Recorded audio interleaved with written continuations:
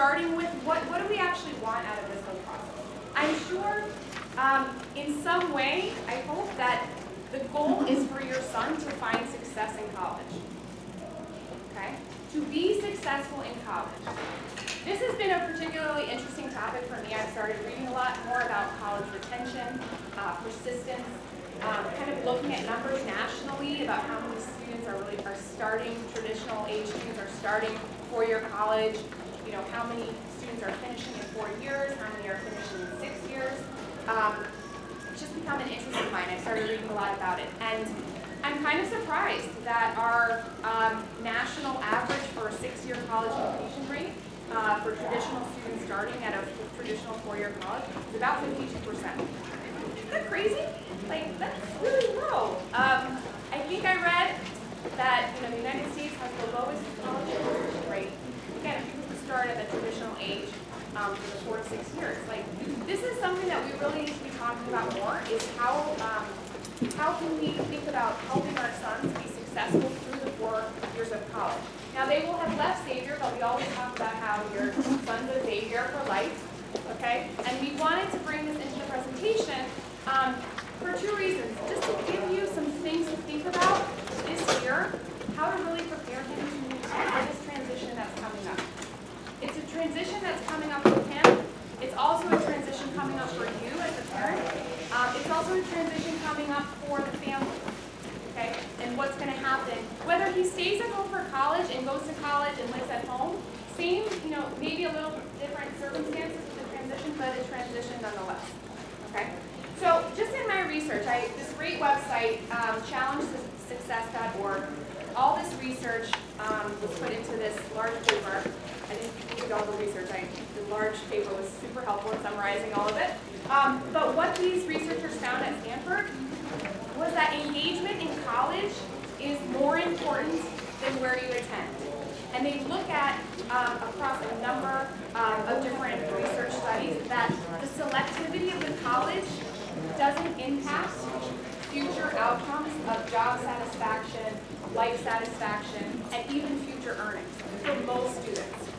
So the level of selectivity doesn't impact those future outcome markers that they put in the study.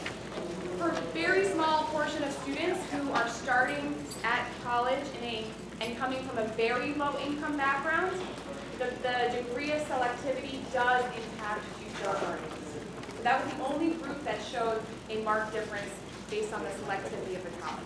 And I start with that just to put out to you that our guys are applying to selective schools, all ranges of selectivity, and the difference of a 20% acceptance rate school versus a 30% acceptance rate acceptance school is not going to, according to all the research, impact them in the long run. Okay? What really does predict college success is the student's own social and emotional readiness and his or her own resilience. Okay? So it's really not about the place that they go, it's about what they are bringing to college. So, probably not, something you've never heard before, you wouldn't think to be true. But it's just good to stop and really acknowledge that these are the tools that we want to make sure our sons are really working on and that you're focused on over the course of their senior year. One of the handouts in that packet lists these key components of social and emotional health. This book that I read called The Stressed Years of Our Lives, there was the authors were like on an NPR circuit and all the networks were kind of featuring this book, The Stressed Years of Our Lives. So I read it and it was just full of amazing information, really helped to think about how to prepare to go to college for this transition, questions to ask, things to consider. And then it goes into the second half of the book is if your son or daughter should have some kind of mental health encounter or episode or anything in college, and how to help how to help the parent, how to help the student get through those challenges. Super helpful, amazing resources. But one of the things that they brought up in this book are these components of social and emotional health, and all the questions to start asking to assess how your son is kind of doing in each of these areas. So that's on the handout. I highly recommend kind of going through each of those questions and thinking, how is he doing in this area? How is he doing in this area? And and really kind of getting a feel for his own social and emotional health. Okay. So this thinking about the road rather than the destination. Over the course of the next 12 months, 11 months, a lot's going to happen, not just in terms of the college application process.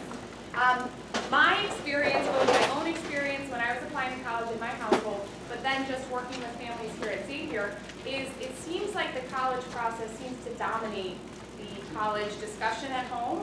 I don't know if you're experiencing that already. I remember when it was not my turn to apply to college, it's like, this is awesome. Like, mom and dad don't care what I'm doing. They were like all focused on my sister, and that was great. Then it was my turn, and I was like, oh, okay, now I'm the one who they are talking to every night, which has pros and cons. But it dominated the whole house for like the whole year. And I remember, and I've witnessed that a lot of parents seem to go into like increasing assistance during this year. And the desire is to kind of take things off their plate to help them through the stress of applying and all the things that they have to do to actually apply to college. Doing these, reminding them to get things done, reminding to do this, all these things.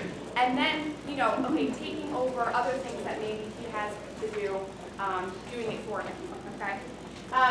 So I just want to shift, see if we can, or at least consider shifting, thinking about what he has to do this year as a senior, okay? And how this process, the actual college application process, is the best preparation for him to actually be in college, okay? And how you can use this process to really help him prepare to be successful when he gets there, wherever that destination may be, okay? So 3 things this book talks about, and so I'm delivering, so I think it's really helpful. How to redefine stress as a family. Great idea, right? I think if you think about that, it can be super helpful for everybody.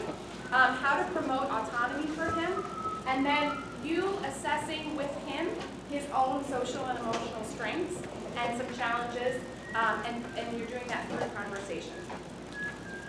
Okay, so redefining stress in senior year. An amazing TED Talk. I don't know if people will listen to TED Talks when you get a chance, but this TED Talk on telling about a little bit on stress, it's on the back of that sheet too. Super helpful in just rethinking stress and how it can be used to actually motivate, which we know a certain level of stress is motivating.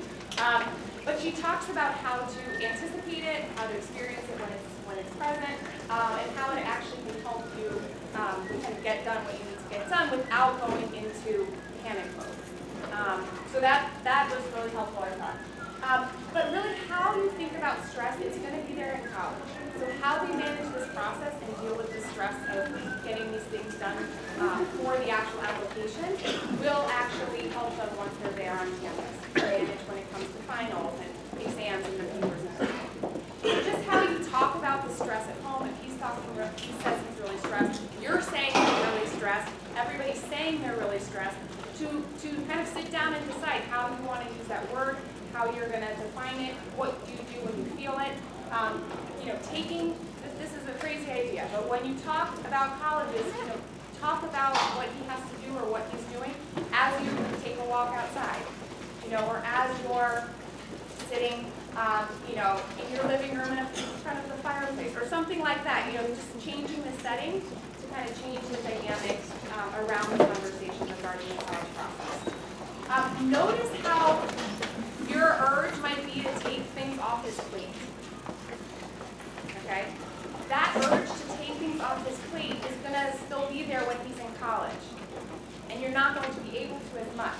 He needs to manage what he has to do, right? When mom was just saying, like, it's his process, she's already gone through college, right? But there's still this desire to, like, remove things to make it easier for him.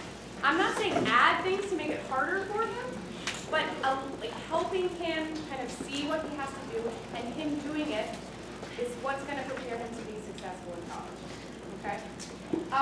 Observe how he operates and how he acts under this high level of stress to get, in his first semester of classes and his applications and everything.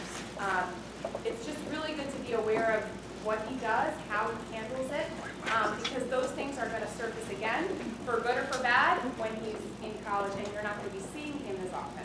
So you want to be kind of heightened awareness this year of how he's managing stress. This concept of destructive perfectionism, I'm not sure if anybody's heard that term before, but not being able to proceed unless something is perfect. I have seen students who get through the whole college, filling out the college application, and they can't hit submit. And their mom's like, you need to send those now. And they just can't submit it because they keep checking it over. They keep reading over the essay. They keep reading over everything. And they're afraid to actually commit to sending the application because they're so worried that, maybe they've made a mistake somewhere or it's just not perfect. So when you notice things like that, and maybe this is already surfaced at home, that is something to start talking about and working on now. Because if that's coming up when they are on campus as a freshman, they're not going to have the comforts, the structure, what they know, the safety of home to help them through that. So that's something to just kind of have on your radar.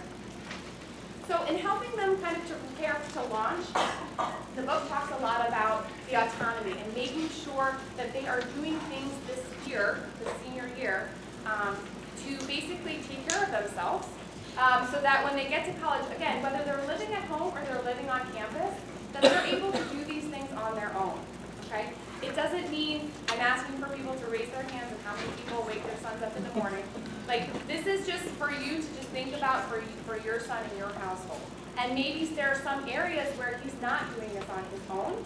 Again, maybe it's beginning of senior year, you have a whole year to maybe start to dismantle a little bit of the scaffolding that you had in place so that when he gets to college, he's doing some of these things on his own. Making sure he's still coming to family events, even during the stressful year of college process. That he is still part of the family, that just because, it's grandma's birthday and you're all going out, he's not staying home to work on stuff and he has to say, you still have to be part of these relationships and the family unit, the friend unit. That's how they're going to stay connected in college when they're actually going through periods of stress or have a lot on their plates. Same thing with household chores, that they're still participating in the life of the family even this year when they have a lot to do. In the college process, this is a big thing that we at Xavier really want to make sure that students are really steering the ship for their college process. That they are emailing us, they can CC you on it, and if you email us, CC them on it. Okay? They should be in the communication loop at all times. He's completing the application.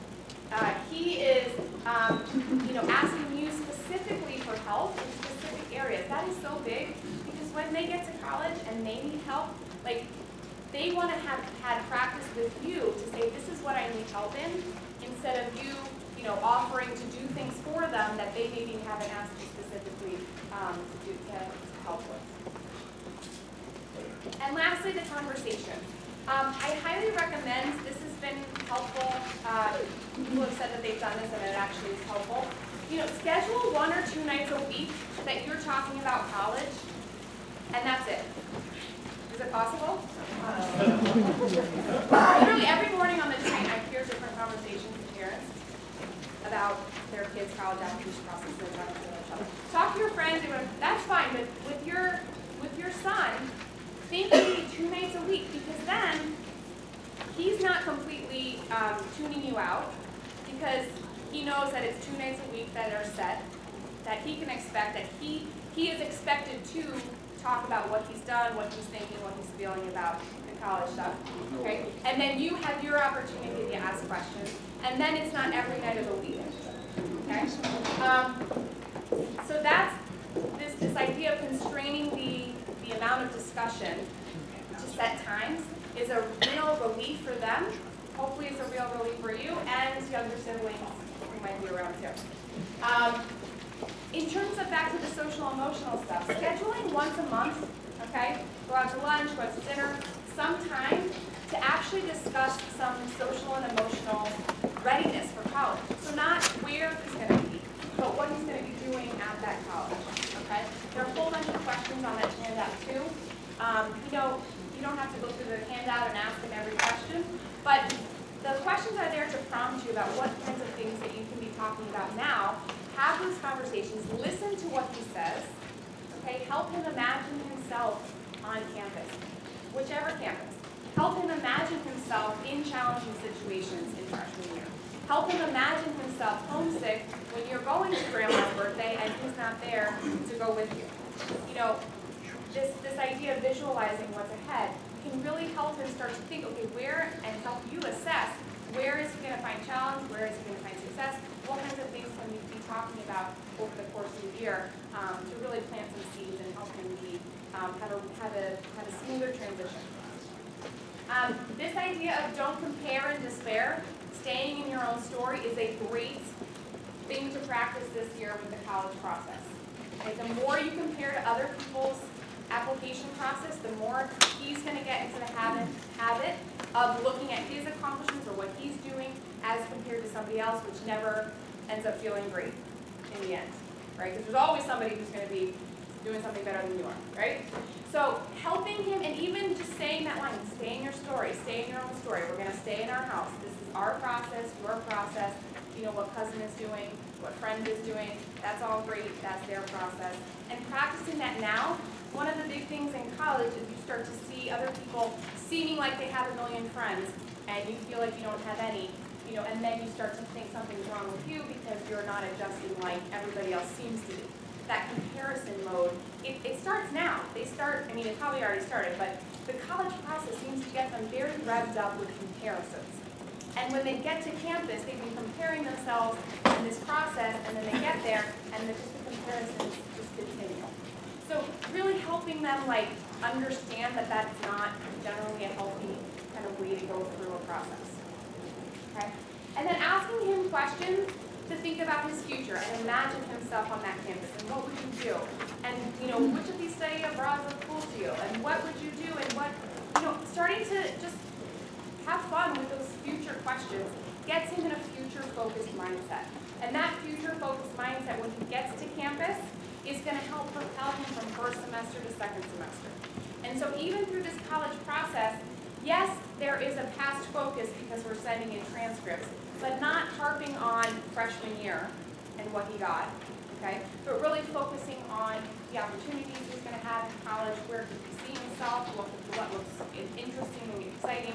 How could he possibly, you know, take his interest in creative writing and combine it with biology? Like, play with that. If you know what kinds of things can happen out there in the world, like, give him some ideas, and just this idea of really future-focused thinking. Practicing that now is going to help him with that transition, and then help him when he gets onto campus. That's it for me. So, think about the college preparation process, not just the college application process. Use those resources to kind of ask some bigger questions about his readiness for college, and really using this year to really get him even more ready. So, on that note, I'm turning this over to Molly, who is going to tell you all the things your sons have already done. So how far along the process they are already. All right. Well, thank you to Laura. I thought that was a really helpful way to start out the night. Laura, you read a book for them over the summer. Like, they're busy with books. Thank you for starting us off with that. So just before we look at the months ahead, I wanted to just take a minute to look at what you already have done with your sons, or what your sons have done. A lot of good work has already really begun around the college process. So they've familiarized themselves with Naviance. Maybe they've logged you onto Naviance as well at home. They've at least started a college list. Maybe it's in the final stages at this point, but there's some college list that's been started. They've taken the SAT, or are signed up to take it for the fall. Or at least they've taken the PSAT at the very least here in the year. Maybe you visited some colleges last spring or this summer. Started to write the essays. I know many of them started at least in English class, so that was a good start. Many of them worked on them over the summer, and they continued to work on some supplemental essays as well. They all asked for a teacher recommendation. I think, you know, like 95% of the senior class has at least one teacher recommendation, and many of the teachers have already started those over the summer, so that's well underway. And they've all started a Common App So I'll talk a little bit about that later, but they've all started some sort of application, whether it's the Common App or another application that they've been doing. So you're here tonight, they are not starting from scratch. A lot of good work has already been done. Just remember that, even though there is a lot of work in the months ahead.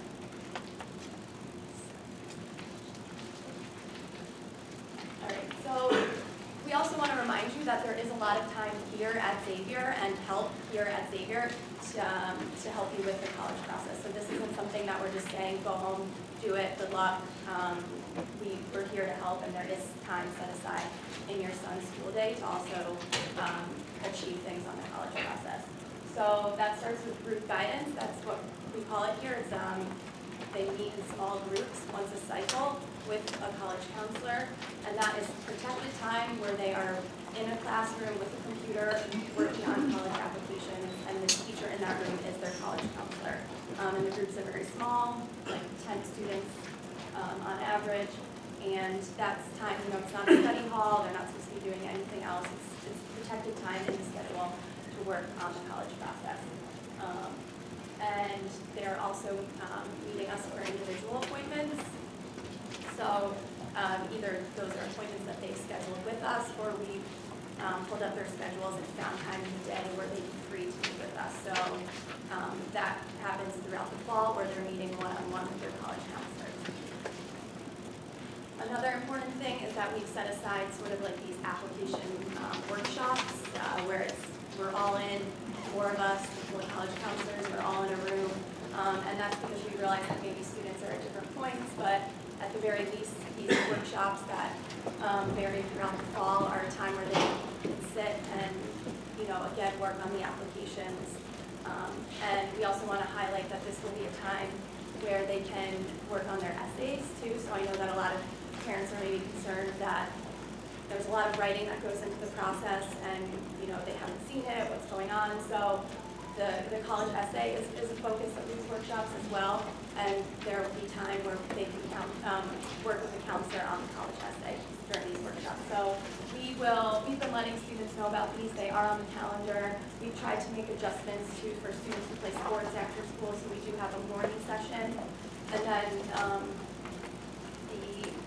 the 16th is PSAT day, but the seniors are off the hook for PSATs, obviously, and they can come in and work on their college applications in computer lab that day with us.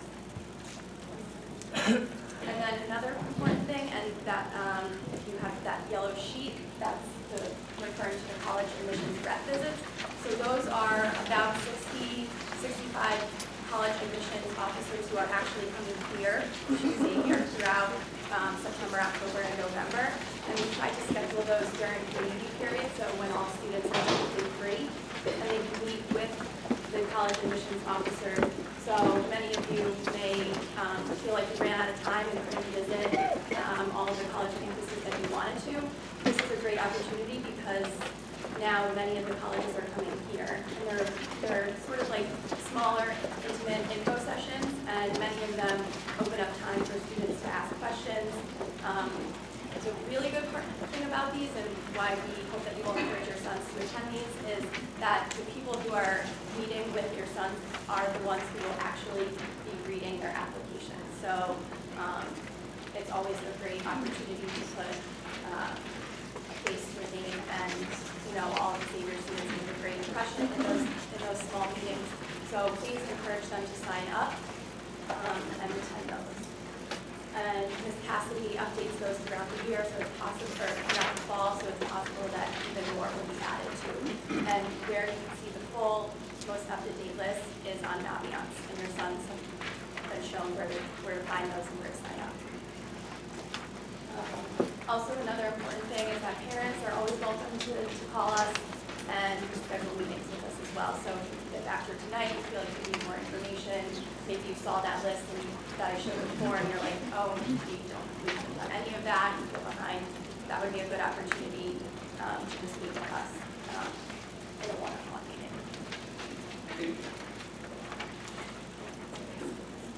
Okay, so your sons received a packet of useful information that they would need when filling out the Common App. They received that in email form. It's email. I think Laura emailed it to them twice, so it should be up at the top. Oh, to the parents? The summary of this as a parent. Oh, great, okay. So it is at the top of the students' inboxes now, which may not vary until December, but these are just some things, it's a lot of information like this, but this is sort of some information that comes up a lot. So we included that here on the slide for tonight. The graduating class size is 239. The GPAs, everyone's GPA here is unweighted, and we do not rank. But those are things that, you know, although you may have questions about them, we found that not to worry. It's one unweighted, weighted is not necessarily, there's not an advantage of one over the other in the college process. That's because we will be sending the school profile, which you also receive. So colleges are very familiar with the rigor of coursework here and are able to sort of determine in their own sort of calculations, ranking and all of that by looking at the college profile and or school profile and just by having a good understanding of the academics here at Xavier.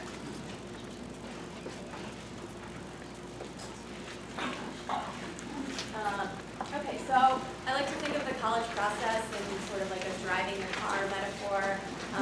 So it's the student's college process, right? So think of the student as the one driving the car. I don't know if that's a scary thought at all, but they're the driver, and you as parents and we as counselors are the navigators, right? We're helping them navigate the process. So this just sort of breaks down all the things that the student can be doing during the process. So we are expecting that they will be completing the applications, and an important word up here is deadline, so that they are also keeping track of different deadlines involved with the college process.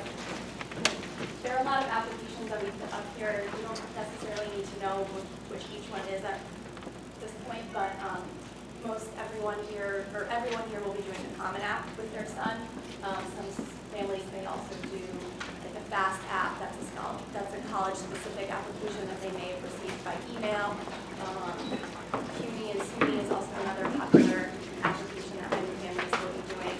But we found that many of the SUNY schools are now on the Common App, so that sort of cuts down on time. So the focus of the applications will be through the Common App. And students are also responsible for sending test scores. I think there can sometimes be some confusion. Maybe students think that their test scores are on the transcript, but it is the student's responsibility to self-report those test scores or to send them directly from the testing agency. So either from the College Board or from the ACT, you can send test scores. And I think we have a slide, or I know we have a slide on that later on just sort of like procedures for that. But just another thing. And students also request the transcript. So we ask that students request transcripts at least 2 weeks in advance to the deadline. So those transcript requests come through our office, and then we send the transcripts out on their behalf. But they have to first initiate the request.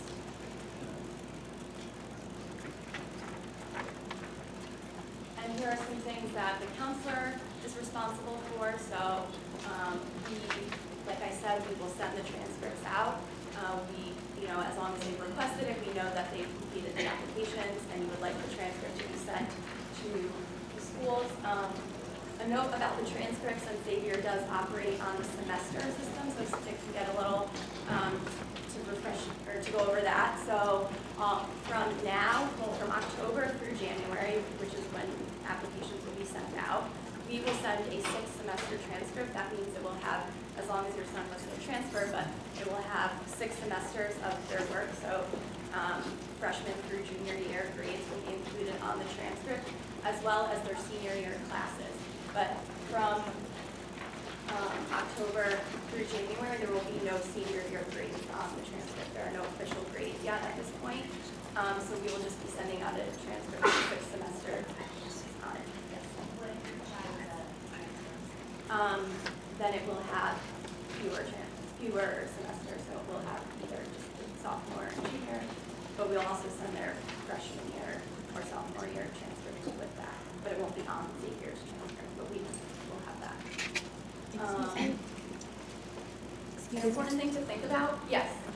If your child didn't go to his freshman year at this school, is it important to go to his past school and get that sent? Oh, not to worry. If your son was a transfer, when he applied here, we received his transcript in order to, for when he was admitted here, we would have had his so you transcript said from his that. freshman year, and we save that in our records, and we will send that as well with his Xavier transcript. One thing to point out is if your son would like his senior year first quarter grades sent with his application, so say he applies early or he just had a really good first quarter, which we're all hoping for, right? And he thinks that those grades will help his application. Those aren't official grades yet because they're just the first quarter, they're on the report card, but we can send the report card as well. So there is some senior year, there is an opportunity to show senior year grades before January. After January, we'll get to work as soon as the semester closes. We will send out the official first semester grades to all the colleges to which your son is applied. So they have to let us know if they'd like the grade set because we're not going to assume that everyone wants their senior year report card sent. So that is a separate request process. So there are some schools. Folks, if you could hold on to your questions till the end, we'll 45 minutes for Q&A. Okay, I'll keep it moving. And yes, we will submit, we as counselors will write a letter of recommendation. We've done that in combination with your son's guidance counselor, who's known them since their freshman year, and we will submit the teacher recommendation. So you don't need to worry about contacting all of the teachers, getting all of those together. The teachers know we have a good policy. They send them to us, and we send them out electronically to all the schools on your son's college list. So just since we're on the topic of what gets sent and who sends what, just a refresher on what is actually included in the college application. And this is a survey done by the National NACAC, it's the National Association of College Admissions Counselors. So they surveyed all of the college admissions counselors throughout the country and asked them, what do you think is the most important factor in a college application? Not a surprise, came back as the high school transcript as the top sort of important factor. And we know that that includes not only grades, but it includes trends in grades over time. It includes the classes and the AP courses, the honors courses, in some cases that students have taken. So it says a lot about the student and their academic record and their ability to do college level work. The second important factor was test scores. So, SAT, ACT, it didn't matter, just SAT or subject tests as well at certain schools. Letters of recommendations were the third factor, and then essays, and then activities and equipment. So I don't know if that was a surprise to anyone, but just kind of as a refresher. And a note about demonstrated interest. So this sort of goes back to the yellow sheet that I was talking about before, but some colleges do track demonstrated interest as well, so that can be a factor within all of this as well. And that it's pretty crazy now how much they track. They track if you open up their email. They obviously track if you visit their college. They would track if you visited them at a college fair. They will take note of if you come to the college visit here at Xavier. So it's not as important to every school, but some schools, typically the smaller schools, are kind of keeping note of that demonstrated interest. So that's just something to keep in mind. And we've told the students that as well. So thinking about,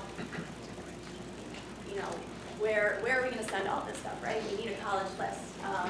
So some of you may have a pretty solid college list. Some may still be thinking about it. We think that somewhere between 10 and 12 colleges would be a reasonable amount, but last year there were students who applied to 2 colleges. So it's really just whatever's best for the family. And yeah, last year the average was 10, so we do keep track of that. So that's helpful for you to sort of think about. Also, another thing to think about is deadlines, and I'll talk a little bit more about early, but there are some deadlines that are as early as October 15th. It's pretty rare There are only a few schools, and there are more like several schools that have that October 15th deadline. Most deadlines we're looking at are November 1st, November 15th, and then regular would be January 1st and January 15th. So that's sort of the typical cycle. We also, an important thing to think about is like a balanced college list. So we want to see at least 2 likely schools on there. It's too risky if the college list has all huge schools. So we as college counselors sleep better at night. I think you as parents, just knowing that there are at least 2 likely schools, and not just on there for the sake of being likely schools. We hope that those are schools that, you know, if those are the only, or that is the only school that your son gets into, he likes that school just as much as, you know, the other schools on his list. So I know that's easier said than done, but that is something to think about. Also, you may be thinking about tuition, so affordability is another factor that goes into building the college list.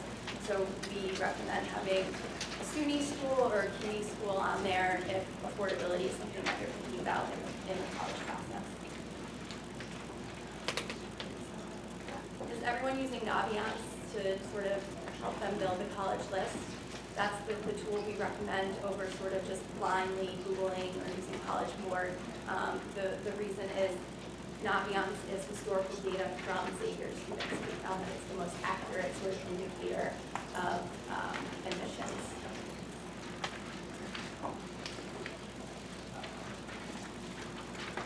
And because we throw this word out here a lot, so FIT, just to remind you that it's, at the end of the day, it is about helping your son find the best fit, and there are probably many colleges out there that could be a good fit for him. So, you know, there are many places out there, but just some things to think about. Obviously, he's going there first to be a student, so that will be his job for the next 4 years, is to be a student. So you want to think about the academic fit, and, you know, if he's going for a STEM field or something in engineering, do they have state-of-the-art facilities, or, you know, what are the academic resources available on campus? Does it, at the very least, have the major that he wants to study? So just backing into your search that way. And then there are also things that, you know, because he's going to live there or spend a lot of time there, so thinking about, is it a personal fit? Like, is it the right distance from home? Is it in a major city, but he would rather be somewhere more suburban? So thinking about location, the overall feel, if he's enjoyed having the Jesuit values here at Xavier, does he want to continue that in college? So looking at Jesuit institutions or Catholic colleges, special programs, activities, does he like being around a lot of school spirit, that kind of thing? Like, does everyone go to the football games on the weekends? Is that important to him? So the personal fit is also important. And then also it has to be a good fit for the family, right? So financially, is it a fit? Are you comfortable with him going, if he's going away from home? Is the distance okay? Can you get back and forth okay if you know, he needs to? And, you know, do you feel as a family that it's a good fit? So just breaking down, unpacking that word fit, because we throw it around a lot. And so early. So many of you may be thinking that applying early is the way to go, and it is definitely for some obvious reasons. First, for some families or for some students, for some obvious reasons, why apply early? Because you will find out earlier. You will be finished with the process sooner, so that may be appealing to you. So get it done, check it off. There are some other reasons that students also apply early, and early decision is the binding agreement, so that the early action and the early decision, that sometimes gets confusing, but the early decision is the one to remember, is the binding agreement that if you're accepted, you enroll. So it is a binding agreement. And I'll just show you that in some cases, the early does put you in a smaller applicant pool, and therefore a slightly less competitive applicant pool. And there are colleges that do aim to fill, you know, close to half of their class with their early decision applicants. So if you're curious about a certain school and you're wondering, you know, is early the way to go? Maybe simply looking at some stats may sort of help you go one way or the other, right? So this is a good.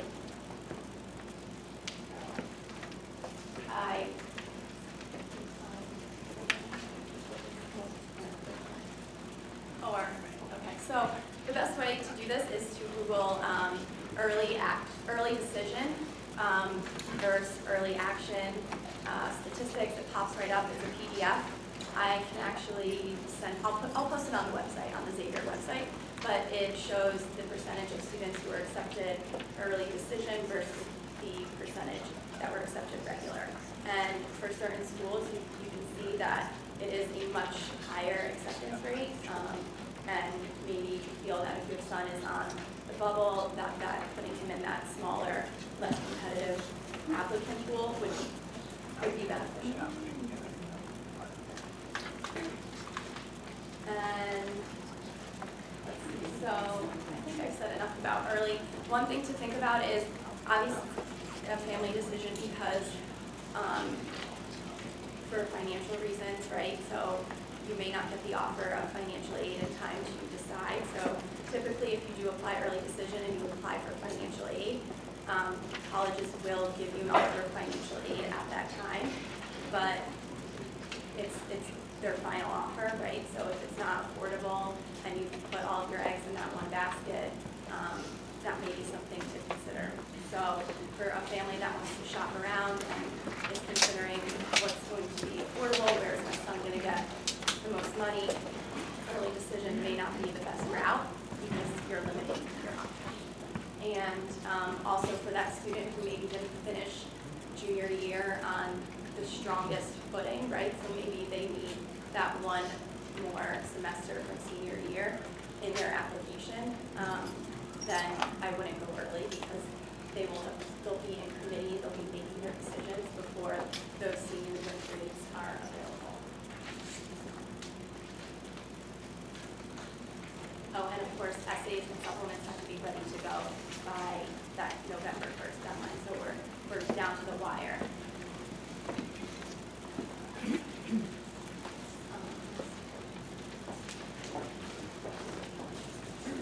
All right, I'm going to use the mic because my voice doesn't project as well. Does everybody hear me all right? Yes. Good. All right, cool.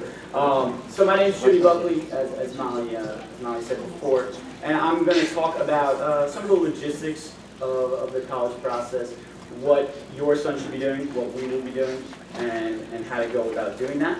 So the transcript request. So in order to send your son's grades to a particular college, I am going to, or we as the college counseling staff, need to have your son request a transcript. So how do they do that? Well, they do that through Naviance. And when do they do that is the bigger question. So it's as simple as clicking a button. We'll show the guys how to do it in group throughout the cycles coming up. And we talk about when you should send requests for a transcript. So this is going to be relative to your son, where they're at in the process. So some guys are going to request early. If they've got all their stuff ready to go, they know where they want to apply, they've got their application finished, they'll send that out. Other guys, it'll take a little longer. They'll wait a little longer. So just to keep in mind, if you start hearing other students have sent, X amount of transcripts somewhere or X amount of applications somewhere, it is relative to your son. So don't panic. Stay in your lane, as Ms. Amagon just said. Sorry. So when should a transcript be requested? Students should request when he is close to applying or having just applied, but it should be 2 weeks before the deadline. So say your son is applying early action, early decision. Those typical deadlines are November 1st and November 15th, but that isn't the case for all schools, so it's important to know the deadlines for each school that your son is applying to. So if it's November 1st, it would be October 15th is when he'd be requesting that. That way we have enough time to get it out, to get it sent to the colleges, and then we're all in good shape. You are not going to request a transcript if you're not positive about applying to a school. This should be the schools that you're ready to apply to, that you're going to commit to getting a shot at admission. So on this bottom 2 bullet points, it says the first 10 transcripts are free. We've actually changed that. We're going to go with the first 12. First 12, we found that more guys kind of apply 10 to 12 nowadays to schools. Again, relevant to your son. But those first 12 are free. And then every transcript after that will be an additional $10. And then it'll be billed at the end of the school year. And the students can keep track of when these requests are sent through Naviance. So once they request it, they can see when the counselors have sent that. Standardized testing. So if guys are still considering taking the SAT or the ACT, they're going for a couple more goes or one last go, there's still time. And it's important to know that. But it's also important, again, I'm going to stress deadlines. Being aware of the deadlines. If your son's applying November 1st to a school, October 5th is probably the latest the SAT will be relevant to them that they can send. Again, asking the colleges, seeing when the last ACT or SAT they take will be. When is the last date for testing applying early? Again, checking with each college. For the policy on the last test date, guaranteed to be part of an early act review. Scores are sent electronically, but not immediately. Send scores at least 2 weeks before the deadline, so similar to the transcripts, you're going to be sending the scores at the same time. That's going to be the students sending the scores. So we send the transcripts, they send the scores, they're simply requesting the transcripts. So the transcript sending is a part of our process. Do not pay to rush scores, they will not get there sooner. So just giving that 2-week cushion for yourself and for your son can be very helpful. Scoring choices, if you're worried about which scores to send, they super score them typically. Certain schools will not, certain schools will, being aware of that. But just remembering that you can send multiple scores and they'll super score, the best reading, the best math, best writing, etc. And for the guys who are worried about how their SAT and ACT experience has been thus far, there are testing optional policies for schools. So there are certain schools, and more are tending to adopt this philosophy of going test optional. So as Ms. Quinn showed before, the kind of backwards pyramid, the high school grades being the top priority. So schools are starting to realize that and starting to trend in that direction. But again, being aware of what schools offer and which schools do not. And then asking the college counselor, asking myself, Mr. Gibbons, Ms. Anagon, or Ms. Quinn, what you should do in terms of sending scores to particular schools. So letters of rec, we touched upon this earlier, but your son will automatically get a counselor letter of rec from either one of the college counselors or the counselors that he's had since freshman year. We do that in conjunction with each other. That way we can pull together our resources, get the best feel for who this kid is as a senior, as a junior, freshman, sophomore, etc., who they are outside of the classroom, inside, how they've been during the process. So we really work hard with those counselors to get the best feel for that. Counselor sends one teacher letter of rec. So we'll send letters of recommendation. We've asked the juniors, your senior sons, at the time during their junior year to request one letter of rec from a teacher. And if that's the case, if it's only one college, if the colleges that they're applying to only require one, all of them say we only require one letter of rec, then that's all you need to request. For the schools that require 2 letters of rec, the student can ask the second teacher now. Some of them have already started to ask. Again, whether that's a senior year teacher or a junior year teacher, that's typically what we recommend sending-wise. Outside recommendations, this should only happen if it provides a new insight that is different from that of the teacher and the counselor. It's the student's responsibility to submit to colleges. So inviting that recommender, whether that be on the Common App or via the school website application process. The signed records release forms, most of your sons have already signed this. Ms. Cassidy is rounding up the rest of them to sign this. That way, these are letters, so students and parents are aware that these letters of recommendation are confidential, that they stay confidential, that they're honest. That way when we're sending the scores, sending the letters of rec, to the schools. They know they haven't been tampered with or anything like that, so it's the honest view of the person sending the recommendation. Cost. So upcoming costs. This is always a fun subject. Cost of applications. So application fees, they do run up to $30 to $85 per college, depending on the college. Some schools have adopted free application fees. Again, something to check as you're applying. That's why we tend to limit the college list to 8 to 10. That way you're not running yourself up upwards of $500 to $800 in applications. Some colleges will offer free priority application or a waived fee for Xavier applicants. Sometimes they'll email the student saying, oh, sign up for this for the priority fee waiver. Other times it'll be relevant to our school. The SAT and the ACT submission fees. So you guys, again, and your sons, will be sending scores. That is something that you guys do. And it'll be $11.25 to send scores to one college. And then the ACT charges $13 to send scores to one college. Again, don't pay for rushing scores. They do not arrive faster. So just keeping that 2-week window in mind, just when you're planning out when you're going to apply, when your son's going to apply. Again, providing 12 transcripts. Beyond the 12, it's $10. Applying for financial aid, so more fun on cost. So the free application for federal student aid is something that will be relevant and will become more and more relevant as you get going in this process. We will have a financial aid presentation on Thursday, October 17th at 6 p.m. I would encourage you guys to attend. It's a good way to break down the complicated nature of the application for financial aid.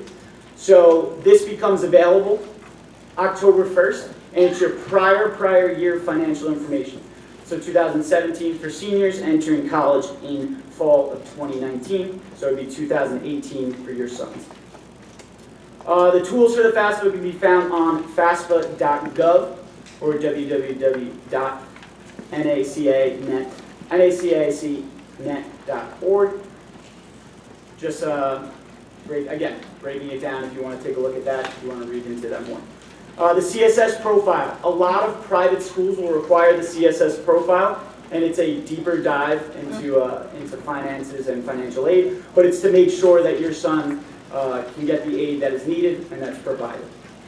So something to keep in mind. That also becomes available on October 1st. The FAFSA Forecaster, good tool to estimate how much you may be expected to contribute. Again, can be found on the FAFSA website, or the net price calculator. This is going to be relevant to each individual college. So every college will have the net price calculator. If you're worried about the prices of college, and you're worried about a particular college being more expensive than the other, enter your information in the net price calculator. It'll take about 5 to 10 minutes, and it'll give you a better idea of how much aid you can expect. Again, it's an estimate, it's not a guarantee. But don't just rule out a college based on how expensive the sticker price might be until you do a little more research in terms of, they might be able to offer more aid in terms of financial aid. And then scholarship websites. So if you go on Xavier's website and you click on the College Counseling tab, there is a scholarship and links website, kind of sidebar. And on that will be a list of different scholarships, different opportunities. Going Merry is a good site if you want to just take a look at that, toy around with it for a little while. You never know. There's also smaller scholarships offered in and around New York City if you want to search for those. Some will offer them through the school, some won't. But Ms. Cassidy does a good job of making people aware of certain scholarships that we get in and distributing that information accordingly. And then finally, and then I'll wrap up and pass the torch to Mr. Gibbons. There's still time to visit campuses. So if you have not gone on campus, if you have not gone on a visit yet, that's okay. Fall open houses are a great time to see school. You'll get a good feel. You'll see people on campus, for one. I know people who visit in the summer, it's kind of hit or miss whether there's going to be kids on campus, whether you're going to be able to see what student life is like. Again, college admissions web pages for dates and registration. Something to look into now. If your son's really excited about one school, maybe just Googling the open house. They might have tours available during the weekdays. They might have them on the weekends. Something to look into. So Xavier's days off are Columbus Day. We have a faculty retreat on Halloween, and Veterans Day. So those might be good times for to visit campuses. I know typically that's when juniors and seniors tend to visit campuses in the fall, just taking advantage of that day off. But it's also something to be aware of. If you do take your son out of school for a day to go see college or go talk to a admissions rep for an interview or something, that's not an excused absence. They're still responsible for the classwork and homework. Xavier still holds them accountable for that, but they are understanding, obviously, of the magnitude of your college application and your son's future. So researching colleges before the visit, if you do decide to go on these visits, having questions prepared. Whether that's you, whether that's your son, it's important and it shows interest. It shows interest, you get the questions, you get the answers you might need, for one, and if you don't ask, you'll never know. So whether that's asking the tour guides, whether that's just pulling somebody aside who may be just hanging out at the cafeteria, you could get a better feel for what the school's really like. Admissions reps for the logistics and the important information on grades, transcripts, interviews, all that fun stuff. And then students and faculty, if you have time, just pull them aside. They like the campus, I'm sure they'd be more than happy to talk about it. And then looking around, seeing if you could see your son there, or if he can see himself there. Just feeling, is the community right for him? Are they offering things that he might enjoy? Could he see himself in class? Could he see himself doing this on a regular basis? Could he like the school on a nasty day? Then he could probably love it on a nice day. So, with that, I'll pass it off. How's everybody doing? Everybody ready to go? Here's, we'll put this up in the end. We're going to do a Q&A session after our guest speakers here. A couple things. One, Miss Melissa Cassidy is our administrative assistant in the office. She knows her stuff. She's been down this road many times. She's preparing herself of she's got a senior in high school.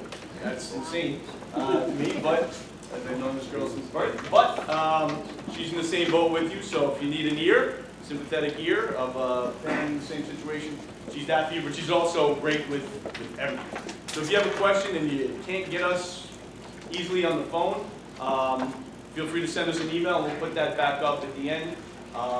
And if you need to email Melissa, she can help as well. Also, what was the other thing?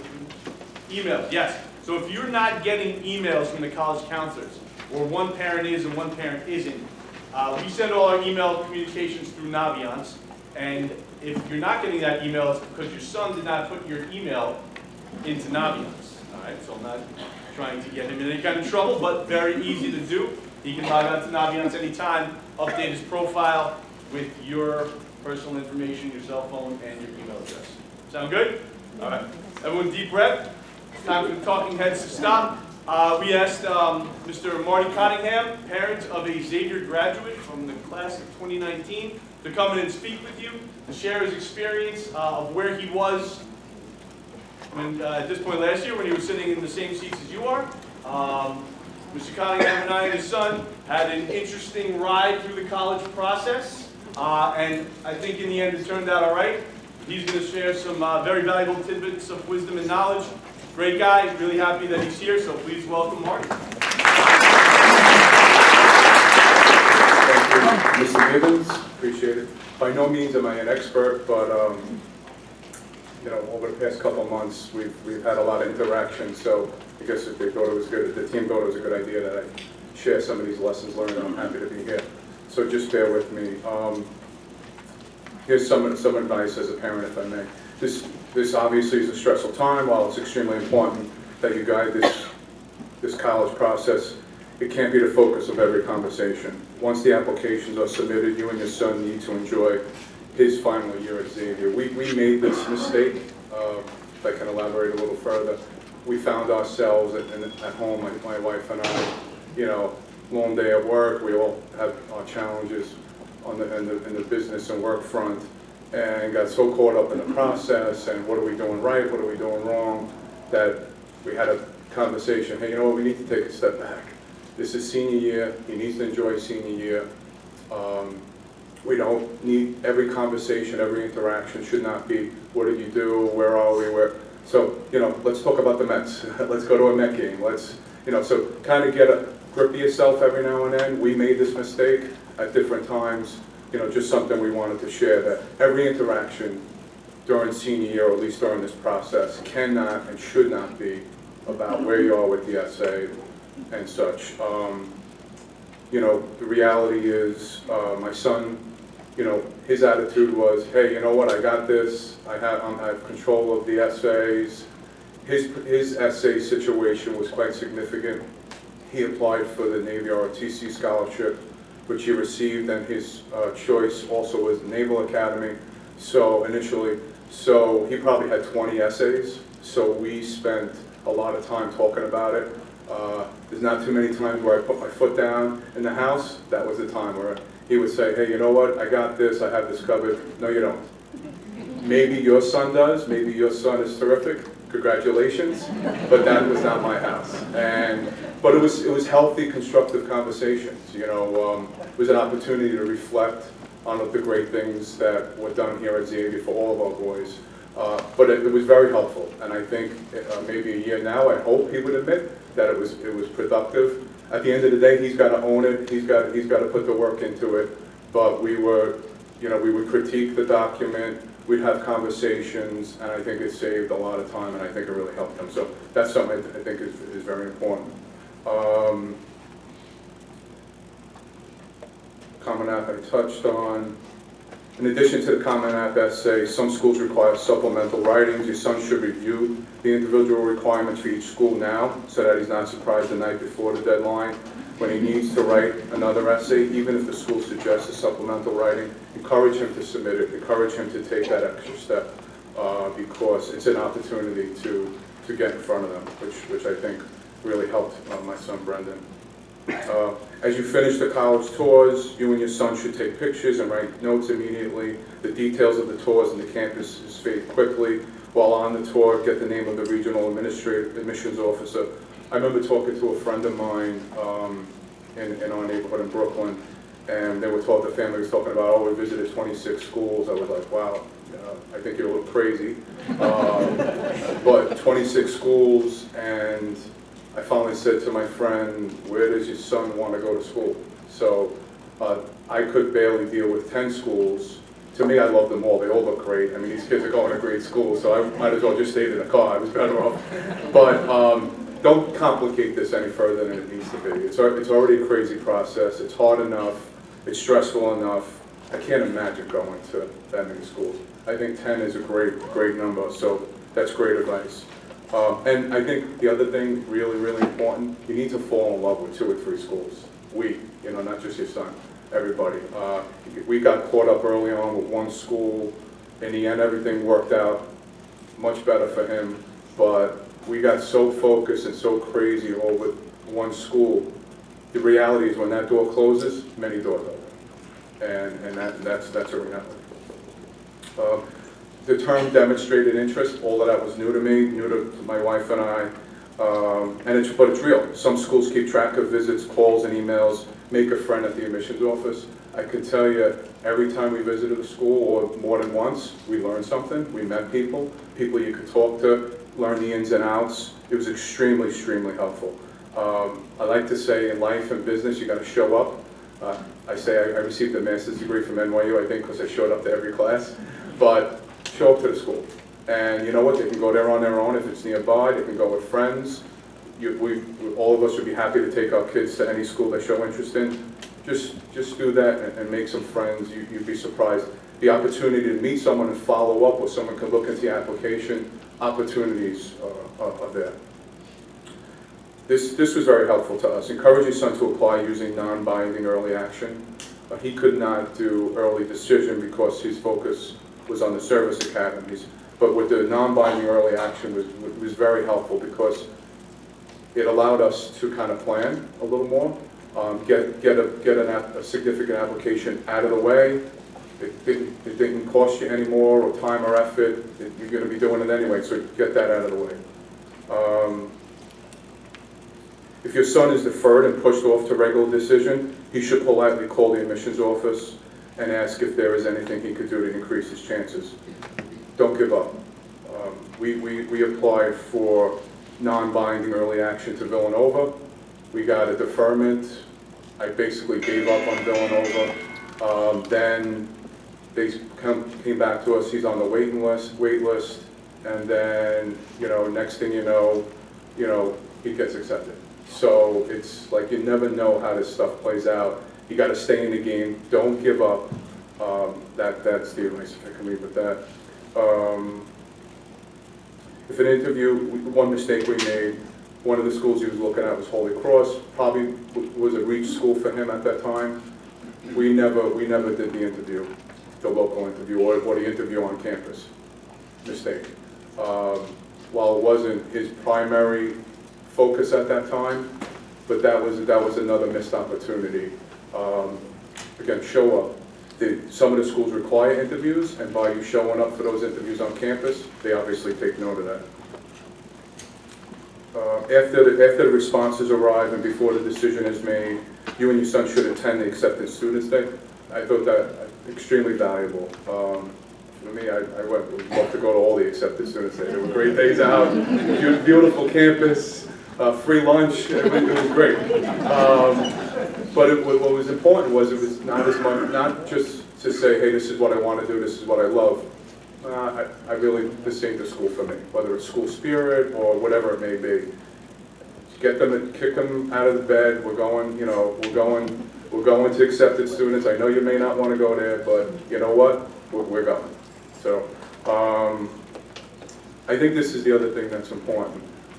In the end, for our son, it was a pretty complicated situation, and none of the situations are easy, but he had 5 or 6 days to make a decision between Villanova and the Naval Academy Prep School, and we were getting crazy. Everybody had an opinion in the house. We had people in church waiting to talk to him. It was crazy. I finally said to my wife, we got to stop the madness. He's got to get there on his own. He's got to figure out in his head what he wants to do, and he did that with our friends here back here.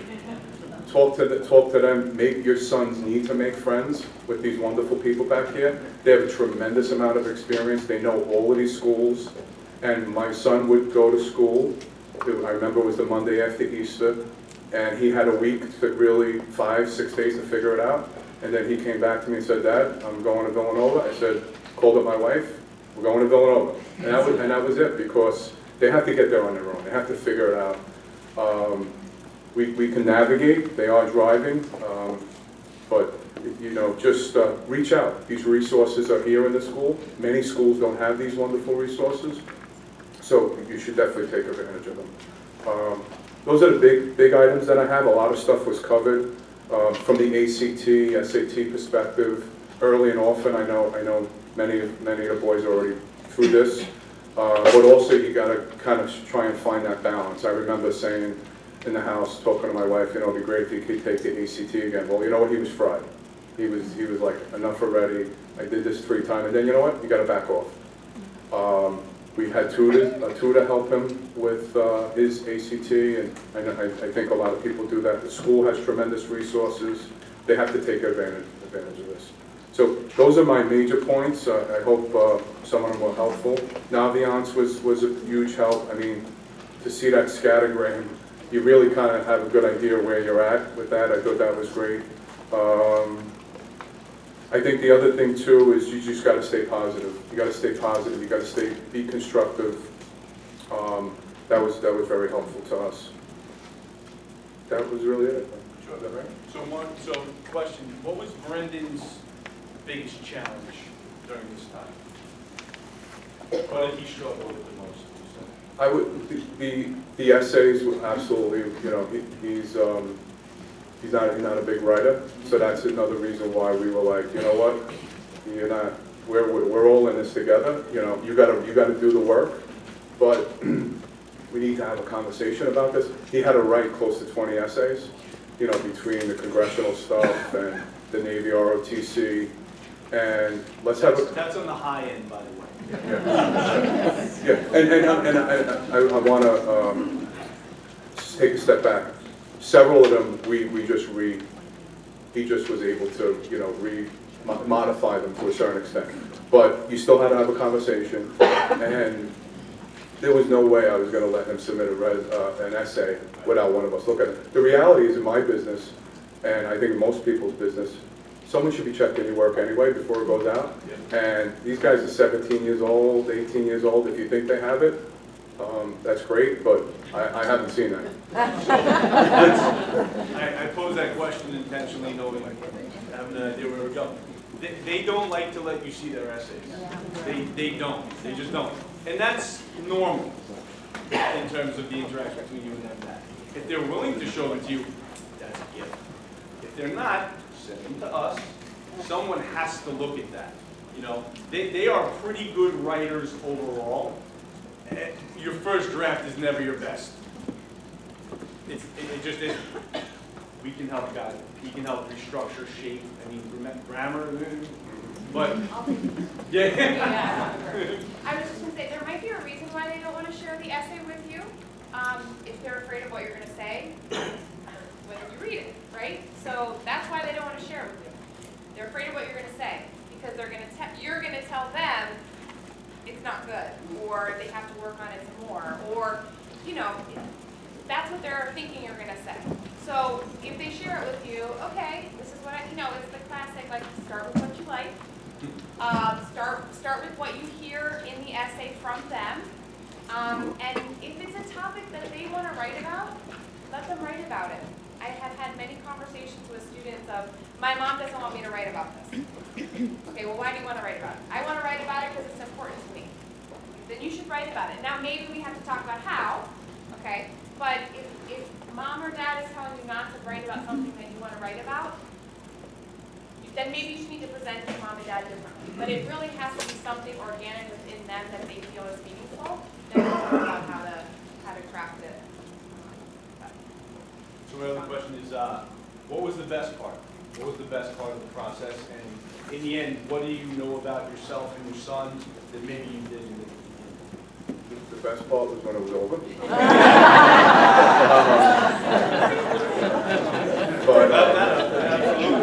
No, I think what you find is, all the resources in the school, the experience that he had in 4 years, when you start writing about it, or the reaction you get from the school, the colleges, or you go visit a college and they recognize Xavier, that was wonderful. I sat with admissions folks, and right out of the gate, they're familiar with Xavier. That's that old school in New York that's been around forever, and they still do military, and you hear stuff like that. And so they know Xavier. I think that was very comforting. Comforting to us? Yeah. That's a question we get a lot. Does this school know Xavier? Xavier's been around longer than any of us for a long time, and we've been sending applications out to every school in the country.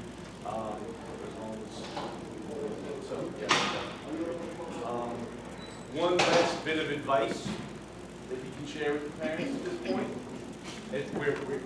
at this time in their collegiate application life? Well, it's going to work out, right? It's going to work out. This is not the end of the world. The reality is they're going to have great options. Fit is very, very important. It's not about the name. It's not about the brand. They got to be happy. But it's absolutely going to work out. You're going to find, you're on the right path to have this whole process laid out. It's just amazing. I remember my wife going to one of these sessions freshman year. So that's the way to do it.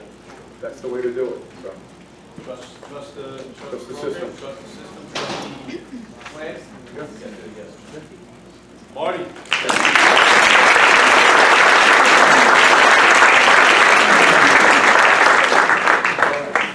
So, deep breath.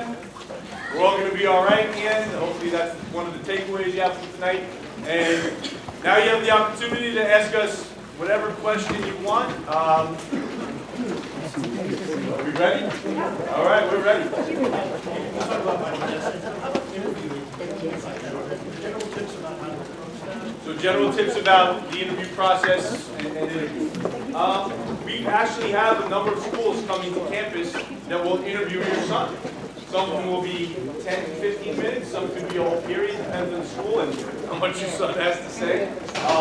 And it's really an opportunity for them, the admissions counselor, who is more likely than not be reading your son's application, to put their name, face, and their academic profile together with their personality, that way where they have to.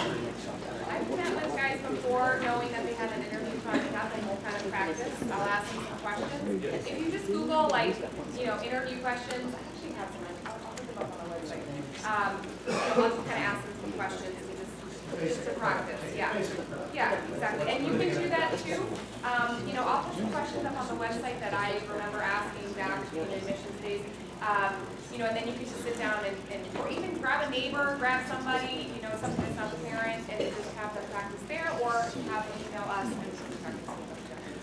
And the people we have come on campus are admissions counselors. There'll be times with some schools who offer an admissions interview with an alumni representative. Whatever you're offered, you should take advantage of. And it might, don't be alarmed if you say, hey, meet me in Starbucks in 14th and 16th. That's typically the type of place that might happen. Question? I know a couple of schools does that. Do you request to have an interview here, or? So if you want to request an interview with a school that does offer interviews, not every school offers an interview, but if they do, take advantage of it. This is typically not the venue where we would host that, because one of us has to be, we don't have the space, we don't have the adult resources, because we're not going to. The three of the schools coming here do require interviews. Okay. Will they see them here, or do I have to go to the college? They would, like St. John's has an interview day here, Fairfield has an interview day here. So then they will have, those interviews will happen here. Will they be on the same day that they're for the, on the? Yes. For the, yeah, Yes. typically, yes. Or do you make them? So we'll put out information. Ms. Cassidy will send an email out to all seniors. Again, we want them to drive the bus, saying, hey, Fordham will be in for an interview day. Come sign up for a time slot with me. And the reps make it work. So if there are more kids interested in interviewing than there are time slots, we have a relationship with them and we'll make it fit. But if a school's only coming in for a visit, that isn't an opportunity for an interview, because typically they have 4 to 5 schools they have to hand in Manhattan on that day, or a college fair, so they won't have the time. But they can, in the small group session, if they go, they can say, hey, listen, are interviews available? How do I go about scheduling that? Is there something local? And they'll let them know that instead of having to go to the PCA or whatever you might have to go. Question, or any question over there? With early action, coming up in the next 6 weeks, what is the interview process like? Do you request it the next year? Or how does that work, and where do you? I would say that usually it's after you've submitted an application. They're not going to interview people who have submitted an application. It's not worth your time. So it's usually after the application has been submitted, and then you can either call and say, I wonder if you offer alumni interviews or interviews on campus. Have your son call and ask. They may say, we will contact you if we want to have you do an interview. Sometimes the alumni interviews, they don't interview everybody. They select on their end who they want to offer the alumni interviews to. But I think it's always good to just give them a call after the application's been submitted so they can look your son up and say, okay, I have an application on file. And you say, hey, can we get an interview? And they'll say yes, and say no.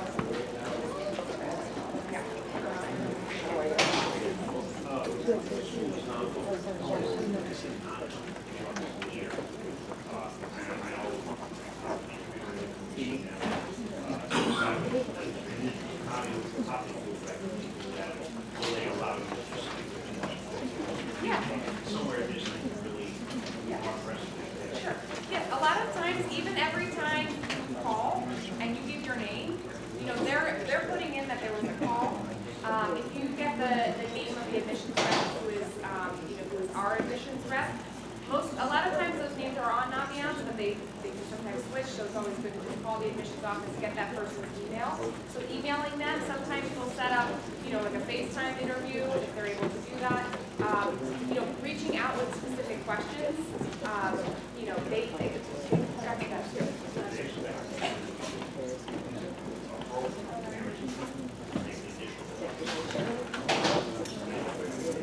have the student list. Now, I know students are busy from 8 a.m. to 7 p.m., but, you know, if you get the name of the person and his or her email address, great, do that, and then hand off the email address and so that your students will. So yes, it's hard to during the day, but then again, we have to figure out how to make phone calls, you know, during our work day too. So eventually, you know, yeah.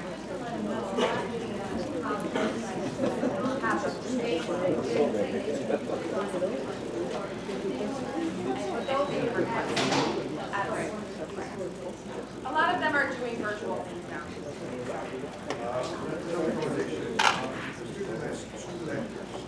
And the college just requires one.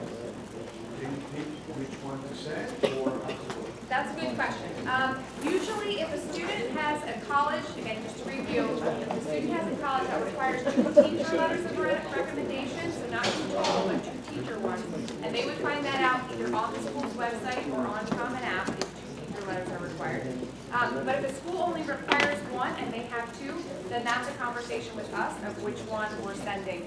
Usually it's the one that they asked in junior year, that's the one that they asked for first, but if that's not the case for your son, communicate with us, because some colleges will only accept 2. Some colleges, if they only require 1, but they'll accept up to 4, in which case we send both. Yeah? And if no, before the faculty murder us, if they only require 1, that is all you need. You will be hung by your toes by the faculty if everyone starts having 4 letters. But I say that in jest, but in all seriousness, if they require 1, that's all they want. You also have a letter of recommendation from your counselor. So every student, plus every college, will have a letter from a teacher and their counselor. So they'll have 2 letters on their behalf. Just for clarification, so when you decided to early action for some of the schools, are you required to submit on all the schools all at one time, or can you pick and choose which school you use the early action for and then submit the others later? So when you use the common application, although it is a common application and it will be sent to every school you apply to, you have to apply to schools individually. And we go over that in group guidance and show them where that will happen. Because some people do think, oh, I'm going to hit submit, it's going to go out some magic shoot like Harry Potter and show up in different, flumes. No, you have to submit to each school individually. And you can apply to some schools early action. You can apply to some schools regular. Perfectly fine, your choice. And we can help guide you in which you'll apply to and under what application. Questions?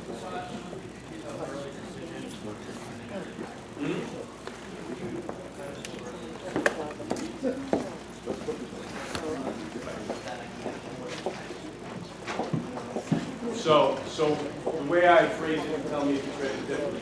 If you apply early decision, you are at the mercy of their financial aid package. How do you determine what your financial aid package could be prior to deciding and committing to an early decision plan? Some schools will do an early read on the FAFSA. That's why the FAFSA being available on October 1st is only a few years old, but man, that is gold. That's gold to you. Because you don't have to wait for your taxes. They're using your prior year taxes. So if you get the FAFSA done early and submit that to the school, even before your application comes in, they'll have it in enough time. And if you ask the school that's offering an early decision plan to give you an early read on what that might be, because they don't want to, they might give you an answer on that. Even if they don't typically do that, they may do that for you if you ask them to. You also have the CSS profile, which is, like Jimmy said, a deeper dive into what things are. Mostly these schools that are private tend to require the FAFSA. Everyone takes the FAFSA. The CSS profile will give you a better idea. Now, some schools will state on their website, they're very proud of this, that they will meet full financial need. Okay? That can be a loaded statement in a way. Most schools that will publish that will give you in grant money that you do not have to pay back, the money that is required of you to attend that school and make it affordable. Some might give you, those schools are wonderful, and they have the means to do this, they will give you the full grant money that they need to meet your need as stated on the FAFSA CSS profile. Some will meet your full need in grant money and loans. Some will meet it fully in loans. Can't tell you who those schools are, that changes year to year, but those are the different financial aid packages. But if you develop that relationship, as Marty was saying, with that, make friends in the admissions office, they don't want to admit you if you can't afford it. They don't want to admit you if you can't afford it, knowing that right then and there. They would probably recommend you apply a regular decision or not apply ED to the school because it is a fine fee. If they let you in and you can't afford it, that's bad for them. That's a bad thing. We have had students who had to back out of ED agreements because the financial aid package was not anything that they were expecting and they thought they were going to get one. It is not good for Xavier to back out of ED packet binding. It's obviously, does it happen? Yes. But our job is to counsel you that there are ways to get a sense of the package by the net price calculator and the FAFSA forecaster. The FAFSA forecaster gives you an idea of what the colleges are going to read as your expected family contribution. If your expected family contribution is coming up and you are not expecting to make that family contribution, then there's a good chance the package may not be what you're looking for, if you apply ED. And then that would be that if there's a college, and my analogy with early decision is you fall in love with a college and you want to propose. And you're not looking for like a dowry, but you want to propose no matter the money, like that is how you want to think about that college. Then do the FAFSA in October, go to them, see if we can get an early read on what a package could look like, and do kind of all that pre-work. But there's some risk. That's the binding part of it. That's the understanding.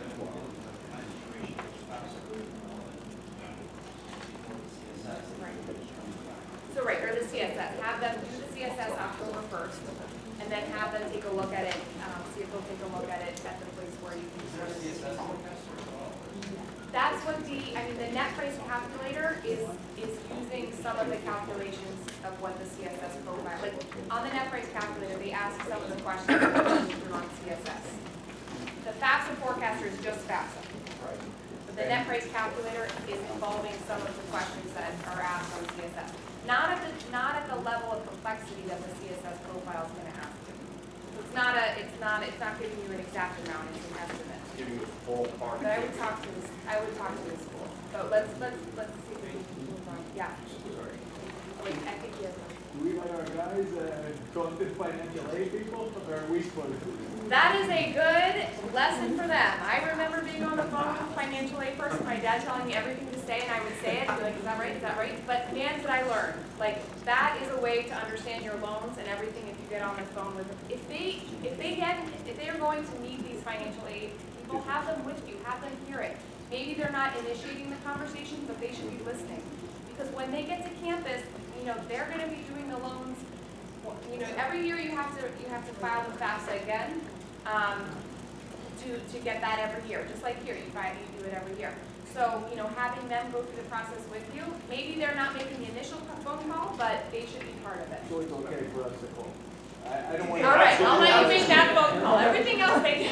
Yeah. Plus, we realize I've never known my father's income ever, or my mother's. And I wasn't about to ask them. What would they tell me?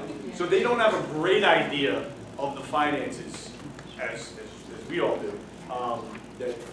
And what other, financial obligations you might have. So we're always going to encourage a student to make a call to a school in any capacity. When it gets down to the nitty gritty, it's going to be parent and financial aid office. But the student should not have no involvement. They should have some level of involvement. When you fill out the FAFSA, they're putting in their information. All of the emails from FAFSA are going to his account, his email address. CSS, with his email address, because he's the one applying for aid, all the emails from CSS are going to his account. So if it's not on his radar at all that you've applied for FAFSA, you've applied for CSS, there could be emails coming in saying they're missing something, they need something, and he's not aware of it. And you're not aware of it because it's not your email. So it's his school email address, which I know some parents are. One last point about FAFSA, unless you have more questions. FAFSA.gov, not .com. Don't put your social security number in .com. Or something else. It's FAFSA.ed.gov. It's our social security number or we need social security? All of it. Everyone's. Okay. So, and that starts on October 1st, so no point going online now. Unless you want to use the FAFSA forecaster to get a preliminary idea. But the actual FAFSA that you will submit, October 1st. And the information superhighway will be somewhat clogged up on that date, so if you have trouble getting on the 1st, that's because everyone's trying to be on. It thins out in a few It days. starts on, Correct. Question? When you sit with them and meet with them, do you see all the colleges that they have in Naviance? Absolutely. Oh my God, why so many reaches, or like, do you advise them if something's a reach out? Because sometimes Naviance looks like everything's good, and then I don't know if it really is. Well, we know. We'll know if it's all good or all not good. Yes, we will never put your sons in a situation where they won't have choices in the end. Yeah, we will go through and we kind of eyeball with them, you know, how we are seeing it, how we're looking at Naviance together. You know, we have more information than what they see on Naviance. Obviously, you guys see the points, we see they can't see the names of who those bullet points are, we do. So like today, for example, I had a student in my office, I was going back 2 or 3 years, I was seeing the students who applied and what happened for them at college, but I know my guys, what courses they took.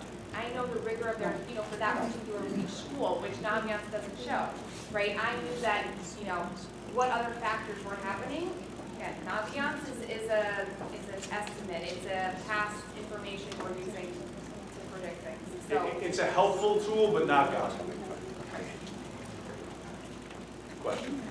Would you recommend our sons attending one of these information sessions from universities or colleges, even if they went to that university before the school? Absolutely. The question was, do you recommend attending the information sessions here at Xavier if you've already visited, you've had many points of contact? It can't hurt. We did it during community period, so they should be free. And again, that just goes for that demonstrated interest. So whether it's a school they've already had a lot of contact with or when they're you know, trying to learn about, always try and go to those meetings, because at the end of the day, it's the person reading their application. And, you know, it doesn't look great if they're off playing basketball and that school is here at Xavier and they couldn't take the time to at least pop in. They also should fill out a card to show that they were there and to get credit for being there. That, You had mentioned that it's up to the student if they want to send in their first 4 grades. Do you know of any state that requires that? Villanova requires first quarter grades if you apply early action or early decision. So it'll say it on the college. Yeah. it won't say it on the application, it'll say it on their website, on their admissions website. On the college's website, they will say they require first quarter grades. Very few do. Honestly, off the top of my head, I know Villanova just started requiring first quarter grades. And they would probably email the student too if it weren't sent at the time. They would email a request for it and they could just forward that on to us and we would send the grades along. So that goes for all schools you apply to early action. If on November 1st or November 15th, you submit your application and you realize that there's other material that you wish to send, so say your son had a really good first quarter, or he got an award, or he has updated testing. Stuff can always be sent post-deadline and asked to be considered during the application review. So it is a hard deadline for the application materials, but there's always a chance to always send helpful supplemental material. I had a question about ranking, because there were some college applications that asked for the number of students in the class, and that was fine, and then ranking. And I see that you don't rank, because that's in the campus. So what does the student, I told my son, you gotta go talk to your college campus, because I don't clue. But what do they put down if there's a ranking? Blank. So yep, it just stays blank. You don't rank, there's nothing to put there. Most high schools now are not ranking at all. Yeah. It's a thing of the past. Because there were 10 people who were within 0.1 decimal points, and then, they're at they're ranked 50 in that class, and this is ranked, 100 by like minuscule. So ranking is pretty much a thing of the past. So you just put it blank. Okay. You don't rank. Question? Is there any difference in going through Naviance for requests if the majority of your son's applications are coalition? versus the Common App? Yes, so for us to send school documents to the college, we send it all electronically through Naviance, Common App, or the school's own application, or the coalition. We don't use the coalition or the Common App feature for recommendations.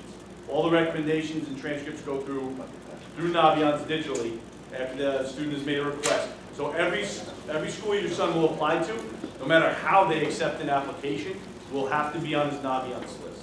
His college is applying to this.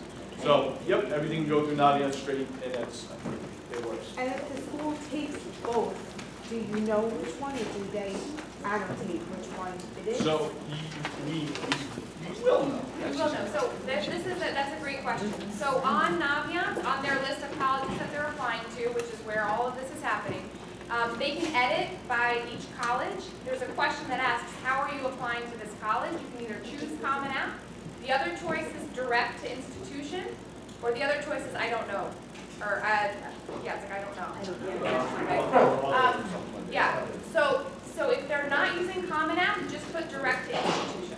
Then we know that they have not used the Common App. They've either used Coalition or one of these fast apps or priority apps or, yeah, that's really the other two options. CUNY doesn't use Common App, so all the CUNYs are direct to institution. But every school that they apply to should be on that list, so we have the whole picture.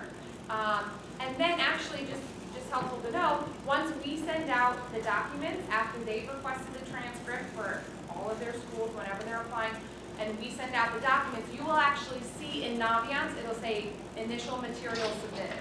So you'll know that we submitted. Now, if he's requested a transcript on Monday, don't expect us to have sent out the documents by Tuesday. By the time this gets going, we have a list of about 500 transcript requests. That's why we ask for the 2 weeks. It doesn't take us 2 weeks, but this is going to get a little busy.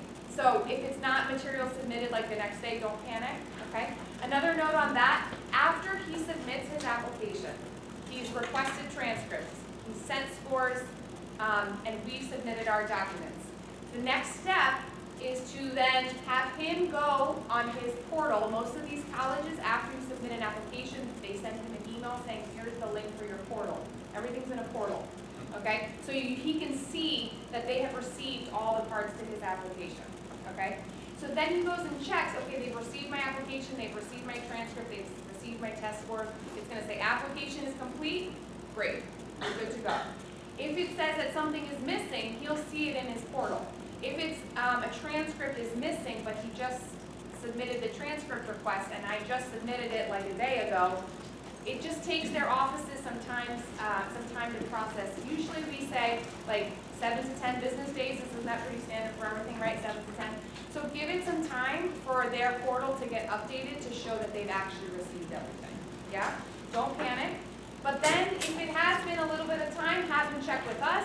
I said I sent it, I looked in Naviance, I can see when I sent it, I call up the rep, we figure out what's going on.